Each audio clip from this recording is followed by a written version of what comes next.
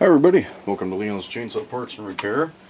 Looking at a Homelite 330 today for a shop here in the area that doesn't work on Homelite anymore, but they still have customers that bring in the saws, so they sub the work down to me, which I'm fine with. That helps me connect with other people in the area that are still using their old Homelites, and they become aware of kind of what I've got going on. So anyway, this one has been sitting for a long time, and that's really all the information that I've gotten on it, is that it's sitting. The owner of the shop here locally said he thought it would need a carb boot and all of that, which isn't unlikely, to say the least, if it's been sitting for a while. But I thought I'd go through how to tear one of these things apart.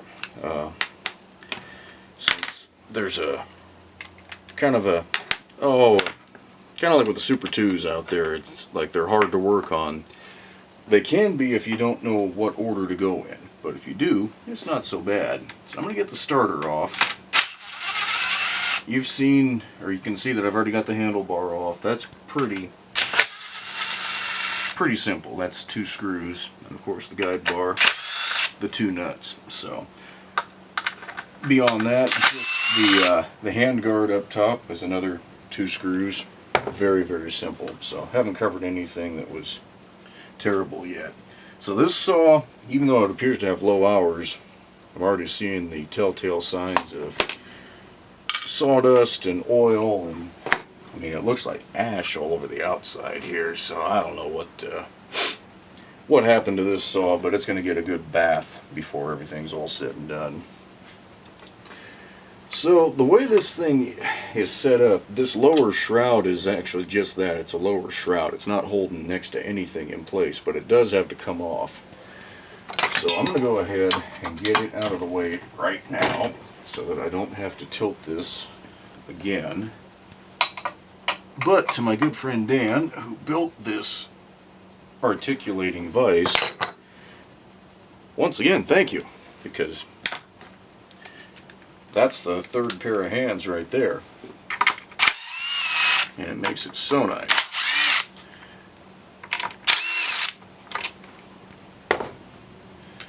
So that is a handle brace that's plastic, not super prone to breaking, but I wouldn't recommend drop kicking it across the floor. Now, it's been a while since I had one of these apart, and I'm remembering that there's a step that I've forgotten here. One of the AV mounts, make sure that's in frame. Yeah, fairly well. One of the AV mounts is right here, and this lower shroud will not come off with it in place. And I think that's the only one that's going to interfere. So I'm going to go ahead and get that out of there. Simple Allen head screw.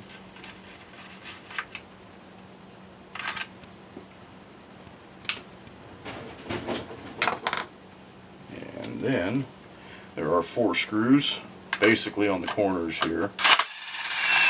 These are pretty long, and when you're putting it back together, it can cock off to the side, so you got to be careful to actually get them started on the threads. Okay. So again, that's the lower shroud full of stuff, so it's going to get a bath. Pretty much everything in here is going to get a bath. We'll just call it at that and be done with it. Okay. Just tilt it back. Dan keeps a 3/4 wrench tethered to his setup at his shop. I haven't remembered to buy one when I've gone to the hardware store or Home Depot or pretty much anywhere that sells them, so I keep pulling mine out of the workbench. So we're pulling the carburetor loose here. This has 2 lines, a vacuum pulse line and the fuel line. Both of those have got to come off. And in case you're working on, oh yeah, that's good and soft. It just tore right in half. So it's good that we're going through this. It may have run like that, but it's certainly not how you want to be operating a saw with soft hoses. Especially if this, oh yeah, that pressure line's all gooey too. Okay, so if you're putting one of these back together, make sure your pulse line goes on first and your fuel line wraps over the top of it. That is the proper order, and that will keep things from kinking and causing you trouble. Alright, and I see the carb chamber gasket is trying to come up. I'd rather not tear that. There we go. So these had a Walbro or a Zama carburetor. This one's a Zama. There's not a hell of a lot of difference between them. Just make sure if you're rebuilding one of these that you get the right kit for it. Okay. See how well we're getting detail here.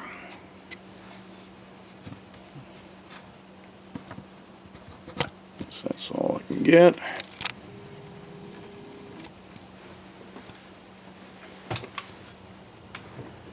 That is the oil pump right there. And these things have a terrible reputation for not oiling right. And I'll be honest, I've experienced it too. I've had them be a horrible, horrible pain in the ass to actually get reprimed. But then once they're pumping, they work just fine.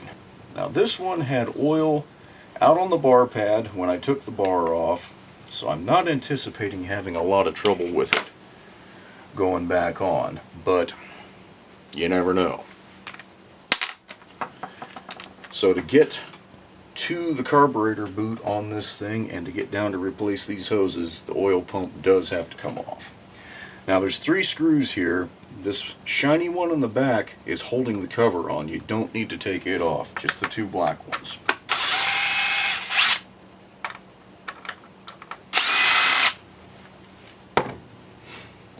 And it's just got a soft gasket under there, so you should be able to pop it loose. Hopefully without tearing it, which we were successful in not tearing it. That's good. It's amazing how some of these little gaskets for these older saws have gotten to be so bloody expensive. That's probably a $5 gasket right there. So it pays to not screw it up if you can avoid it. Alright, so there's 2 screws in here that are holding the carburetor chamber plate up to this housing. You want to get those out.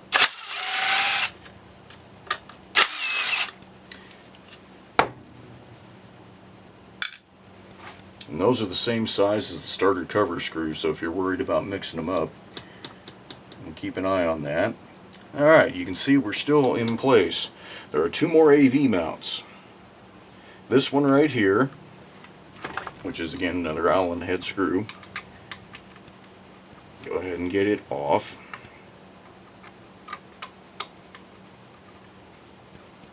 I don't know why I'm messing around with that when I've got a T-handle here. Only problem I've got with these T-handles is mine weren't the best quality ever, aka Harbor Freight. So the ends, the ball ends, are kind of worn down. I like to break things loose initially with the old school. Just so that I don't foul up a screw needlessly.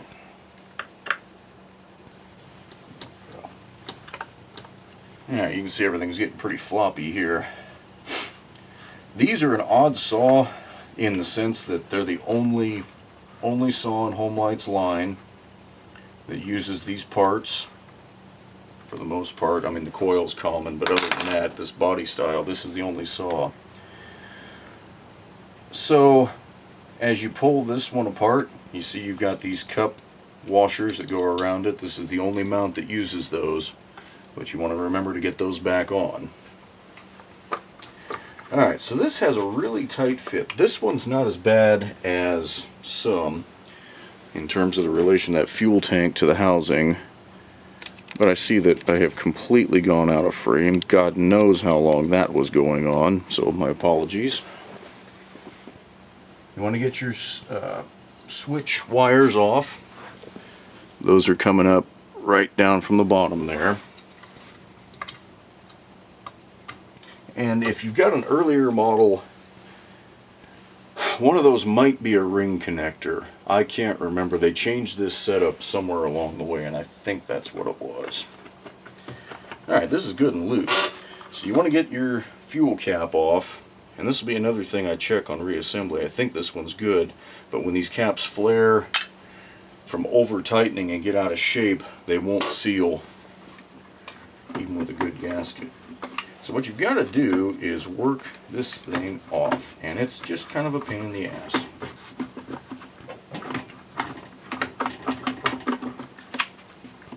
And there's no rhyme or reason I found for it, but you've got to get it to release from this filler neck.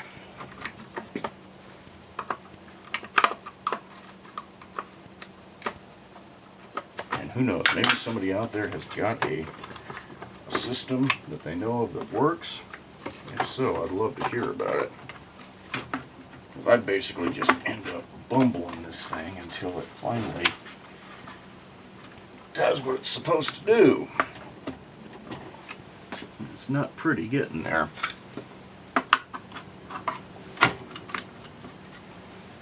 But the way the tank is shaped, it wraps way back around underneath. So you gotta get it to come loose.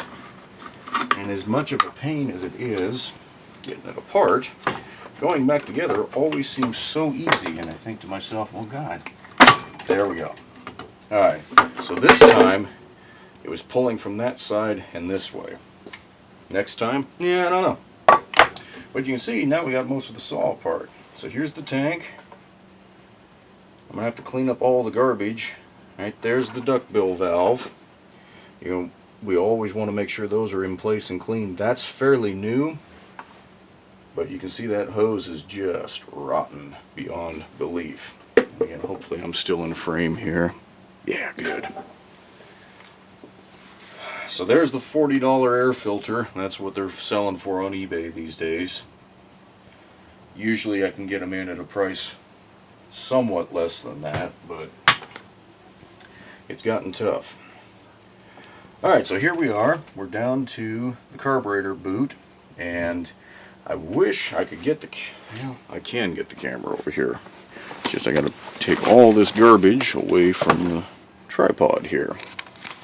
Now you can already tell that this was worth the time to take apart because the carburetor boot's torn. I could see that from up top. But you see how that's lifting? That thing was just soft and gooey and nasty. So that's what normally happens, especially if these have sat for a while. They can go bad as they're being run and used, but 99% of the time it's a guy who's left the saw sitting for a few years. It was his granddad's. You know, we've all heard the stories of why a saw is going to sit, and that's what likes to destroy these. That rubber just was not stable. So on the bottom of these carb plates you've got 3 hoses.